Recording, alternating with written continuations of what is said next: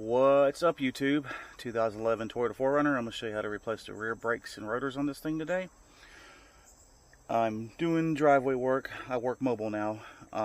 For those who have been subscribed to my channel for a while know I used to work in the shop setting, but now I'm doing the mobile thing. Did the shop setting for over 20 years, and well, I just had a midlife crisis and decided to do it mobile now. I don't deal with as much crap, so I like it this way. But if you haven't subscribed to my channel, please subscribe so I can continue to make videos like this to make your life easier. You know the spiel, you know the deal. Let's do this. First thing I'm going to do is get you a good 17 millimeter. Okay, if you're working on the ground also, that's a nice wheel chock over there, that brick. But and I got jack stands underneath it, and the jack in the middle of the differential, so I could get both sides up at one time. Put jack stand on each side and then rest it on the jack stands, but keep the jack under there for extra precaution. Chock your wheels in the front. I got an actual wheel chock on the right side, but I put a brick over here because I don't know where my other wheel chock is. Anyways, I'm going to shut up. Let's get started. Safety is important though, especially working on the ground. It's a little different. So we're going to break loose these two 17 millimeter bolts. Easier said than done.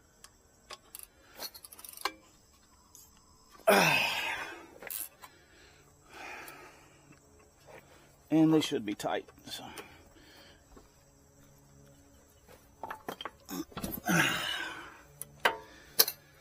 Okay.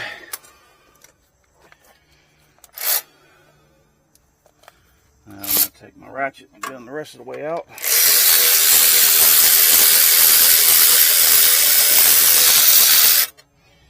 If my camera goes in and out, I apologize because I'm moving around. And it is a head camera I'm using, y'all. So for the people that make the comments, oh, you're making me dizzy. Well, I'm not on stage, and I don't set up tripods. I'm in a customer's driveway. This is how it's going to be. If you don't like it, don't watch the video. Pardon me. I'm not trying to be rude, but those still got plenty of grease on them, so we're going to leave those alone. But if they don't have a good bit of grease on them, get you some high temperature brake lube and lube them bad boys up. You don't need a lot, just a little. Just till it feels like it's sliding smoothly in and out. I'll take the caliper and I'll flex it a little bit so it'll come out easier, off easier. And make sure if your boot falls off like that, you retrieve it. Put it back in the hole here.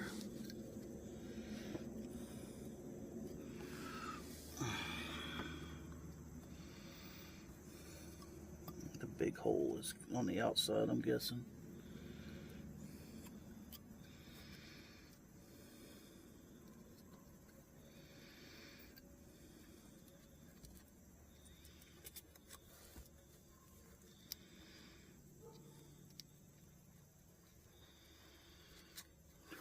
Stuff back in there.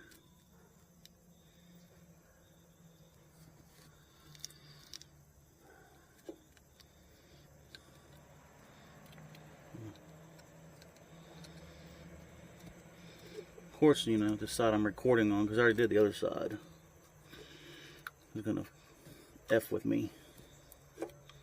Other side was flawless, but that's just Murphy's Law, y'all.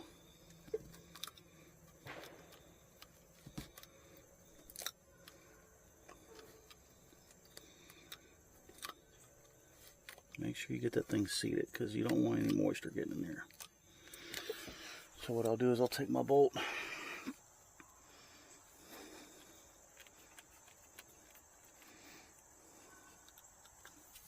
just to make sure. Alright, kind of rest that out of your way. Grab your 17 again because we're changing the rotors. Break loose those bracket bolts on the back side.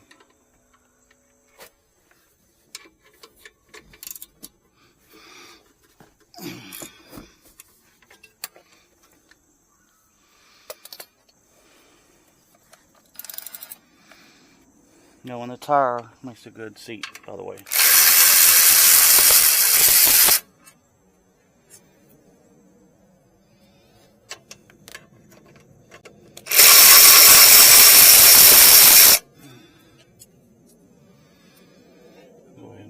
set. Okay.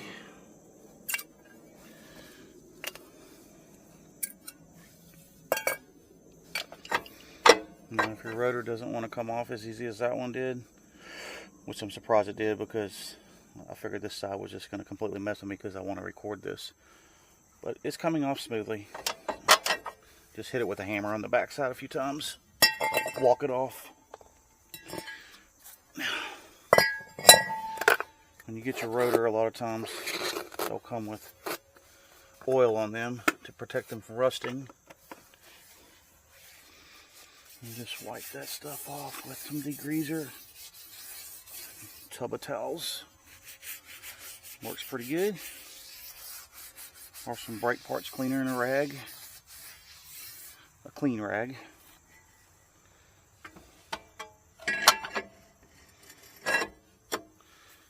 Alright.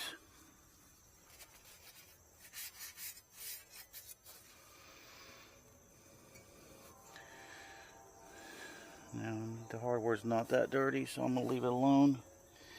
And if you want to change your hardware, that's up to you. I normally don't, because the aftermarket hardware usually causes issues. Any tech that's been doing this long enough knows what I'm saying. So if your old hardware is in good shape, but it's really, really dirty, and the pads are hard to get out, just clean them with a wire brush, but don't put any grease on them. All that crap about people talking about grease in the back of the pad and all that shit, pardon my French, is BS. If you got good pads, you don't need to do all that.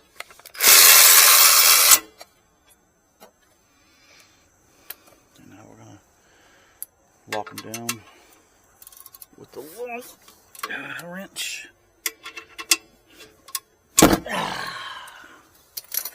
Okay.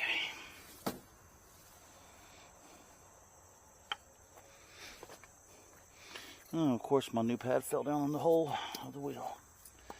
Okay. Now, there's no inner and outer on this one, so you're good. Probably should have put that pad in before I put the caliper bracket on. Sometimes it's kind of a booger, but turn them to an angle if you can't get it in. On the front anyways. You won't have to do that on the back. And the way that shim is sliding around.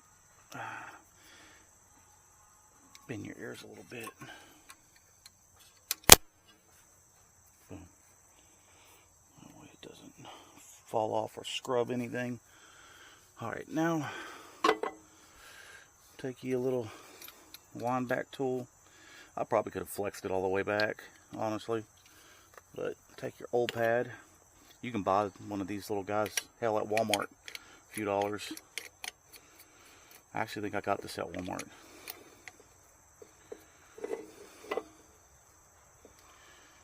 Just reset your piston to make room for the new pads.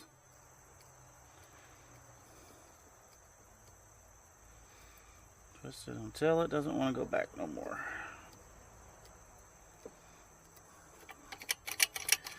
And then when you get done with your brakes, before you drive the car, pump up the brake pedal real good till it feels nice and solid.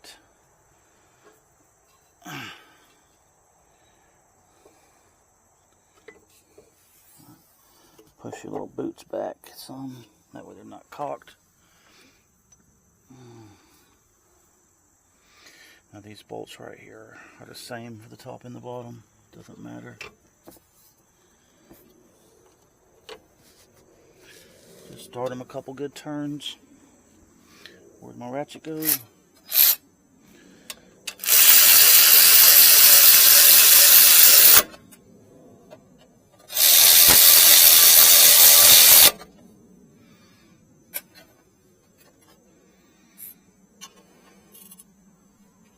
Just give them a nice little snug.